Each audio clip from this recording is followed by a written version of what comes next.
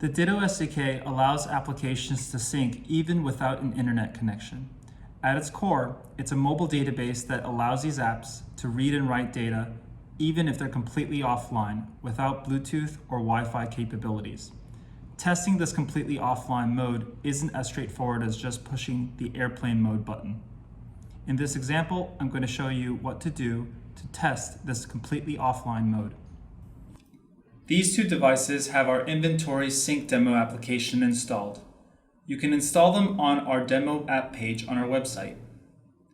If I click the plus or minus button on either device, they will synchronize over Bluetooth Low Energy, peer-to-peer Wi-Fi, and the local area network. Forcing these devices to go into a completely offline mode is not as straightforward as tapping the airplane mode button.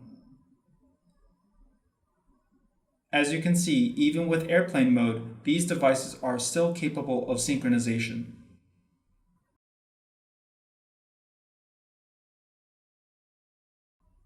To force transports to turn completely off, first enable airplane mode, then tap the Wi-Fi or Bluetooth button until they are not blue. Tap the plus or minus buttons and notice that synchronization has stopped. You have now successfully simulated a completely offline environment. To guarantee that you are completely offline, ensure to press the airplane mode button before disabling Wi-Fi or Bluetooth in the menu. If you forget this step, tapping these buttons will leave them in a white color state. This state does not turn off Wi-Fi or Bluetooth. As you can see, Ditto is still able to sync even if these buttons are white.